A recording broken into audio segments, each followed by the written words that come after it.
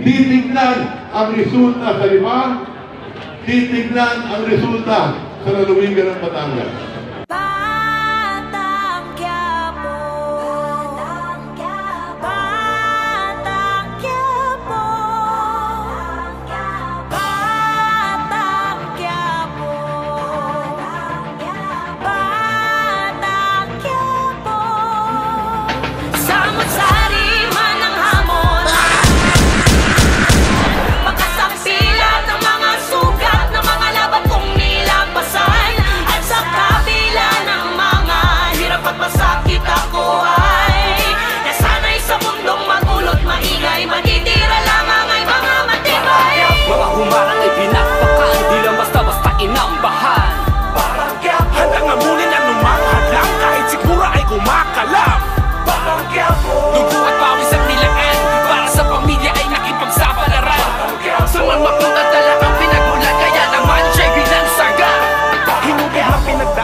Mula pagkabata, hirap ng buhay ay kasama na sa aking kabanata. Pero kahit ganon nanalig ako at namanata, kaya sa mga panganib di ako napapahala. Kahit lumaki pinigilitan lagi ng aking ama na madalas pinapanigan pangan ng aking ina, ngunit ganun pa man di pa di nagbago ang pangarap na makaipon at baiaho ng pamilya ko sa hirap. Dahil alam kong magbabago pa ang guhit ng palad sa aking paglakad sa gubat na patag at madilim. Kaya hindi papayag madurog, madarag, mahulog, mabasag, kapilit, kakapit kahit sa patalim. Masira matibay pa rin ang labanan sa lugar na walang bilang ang mga duwag at talunan. Dapat kay kamatayan ay handa ka makipagkabulan. Kung yan ang kapalaran ng isang batang Samot-sari man ang hamon ay walang inatasan. Makasapilat ng mga sugat ng mga laban kong nilampasan.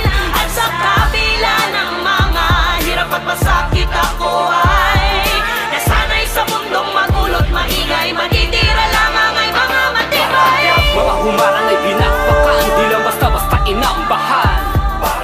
Handang amunin anumang hadlang kahit siguro ay kumakalam. Dugo at pawis at nilaan para sa pamilya ay nakipagsapalaran. Sumalmakot at dala ang pinagmulan, kaya naman siya'y binansaga.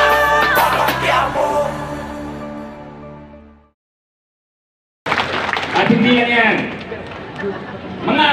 May mga napansin po ako na mga huling araw po na pag nakakaroon po ng distribution po ng ating scholarship, ang haba po ng pila sa ating Kapitolyo. Kawawa naman po yung mga bata, kawawa naman po yung mga magulang, pila, gutom, init. Kaya ako na po mismo ang kumausap kay Govi. Isa ang aking nilambing kay Govi. Ako mismo nagsabi sa kanya para sa ating mga kababayan, para sa ating mga Batanggenyo. Imbis na kayo pa ang pumila sa Kapitolyo, ako na ang pupunta kada distrito para ibigay ang mga scholarship ninyo.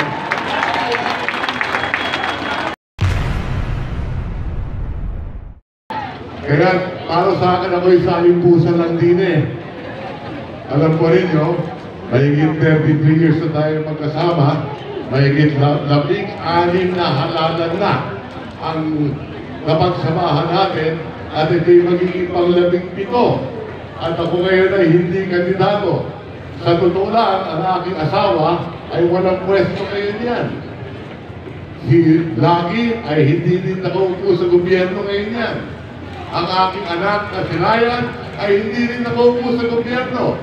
Ako'y congressman ninyo, pero ako'y nahilingan ng ating Pangulo na maging kalihim ng pananalapi at kalihim ng ingat yaman. At tanda ako, 33 years ago, nag-umpisa ang aking karera dine sa lungsod ng Lipa. Noong ang Lipa pa doon ay kasama sa buong 4th District ng Batangas. Hindi pa hiwalay ang distrito. Ako'y 27 anyos na nagpapakilala sa inyo. Kasama si Lee noong mga panahon yun. At pagkatapos noon, ako'y ginawa yung congressman ng 3 beses. 4 na beses, inihanan din niyo ako bilang senador. Naging sekretary rin ako ng NEDA nung panahon ng Pangulong Gloria Macapagal-Arroyo. At ngayon nga ay kalihim ng kagawaran ng ingat yaman. Ano po? At ano ang naging susi ng ating tagumpay? sa totoo lang ay ang pagkakaisa nating mga Libelyo at Batanggenyo. Yan ang susi natin. Ang nakakalungkot sa panahon natin ngayon, ang bansang Pilipinas nag-aaway ang Pangulo at Vice-Pangulo. Tama pala. Bakit tayo dito sa Lipa ay tuloy-tuloy ang ating pag-angat? Dahil nandiyan, una sa lahat, ang ating napakasipag na mayor, dahil sa kanyang liderato, si Mayor Eric Africa. Si Mayor Eric, sa totoo lang, ay walang kalaban. Pero nandito siya, nagpapaliwanag pa rin ng programa sa inyong lahat. At kayo naman, alam naman ninyong walang kalaban ang Team Bagong Lipa. Nandito kayo dahil mahal ninyo ang ating lungsod at pinagyayaman nating lahat ang ating demokrasya. Yan ay accountability kada 3 taon. Lumalapit tayo sa inyo para ipakita ito yung ating nagawa. At kung sa tingin ninyo, nagampanan namin yung aming mga tungkulin, inihahalad ninyo. Di na sa Lipa, si Mayor Eric, si Vice Mayor Mikey Morada, si Eric walang kalaban, si Vice Mayor tiyak panalo na. Tama ba na? Yung 2 bungal, walang kalaban. Yung 10 konsehal, tiyak panalo din. Pero nagpapakahirap para maliwanag ang programa sa inyo na palagay ko naman, alam na ninyong lahat. Tama ba ka? Kaya palagay ko, hindi ko na kailangan ikampanya ang Team Bagong Lipa dahil nasa puso na ninyo para samahan ang buong ticket ng Team Bagong Lipa. Ipakita na lang natin sa buong Pilipinas at sa buong lalawigan ng Batangas. Laging babantayan ang halalan din sa bayan ng Lipa at sa lalawigan ng Batangas. Tandaan ninyo. Yung mga senador na kumakandidato ngayon, lahat yan dadaan din sa lalawigan ng Batangas. Tignan ninyo ang watawat ng Pilipinas. 8 ang sinag ng araw. Ang isa dyan ay Batangas. Tama ba yan? Hindi ka magiging Pangulo, hindi ka magiging senador kung hindi ka manalo sa lalawigan ng Batangas. At ngayon, midterm election. 3 years from now, magkakaroon ng halalan tayo sa pagkapangulo. Titignan ang resulta sa Lipa, titignan ang resulta sa lalawigan ng Batangas. Sabi ko nga, tayo din maliwanag ang ating sekreto. May pagkakain pa tayo sa lungsod ng Lipa.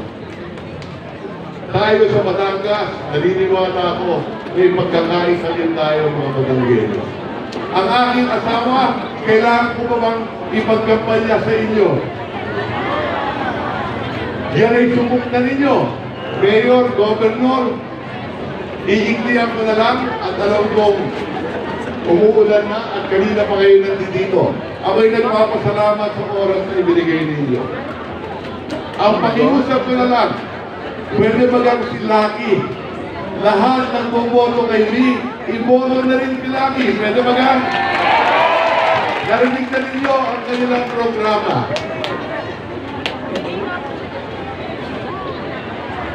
At pinaliwanag na rin sa inyo ang kahalagaan ng pagkakaisa ng nasyonal, probinsya at ang lungsod ng Lipa. Ang pagkakaisa natin. So maliwanag pa sa inyo. Si Ryan, kandidato sa pagka-congressman. Yan naman ay kinikilatis na ninyo. Pumupunta sa mga barangay. Kayo na ang bahala kay Ryan Christian Recto. Ang pag-iusap ko na lang sa inyo, mahigit 5,000 tayo kanina-nire. Kung lahat kayo, kinakampanya na lang ninyo sa mga kapitbahay ninyo, mga kamag-anak ninyo, mga nililigawan ninyo, o mga nanliligaw sa inyo, tiyak, tambak ang kalaban. Tama ba nga? Kaya hindi ko na mahamaan. Alam ko pala ng gabi, Makakaasa ba tayo sa inyo lahat? Sigurado kayo? Huwag na ninyo kami paghihiwalay-hiwalayin. Alam po ninyo, may kasabihan sa Senado. Huwag magsisingit ng iba dahil mabaho daw ang singit. So, ulit mga kababayan, muli, maraming salamat sa inyo. Sa inyong patuloy na pagtiwala at suporta. Magandang gabi sa inyo lahat. God bless all of you.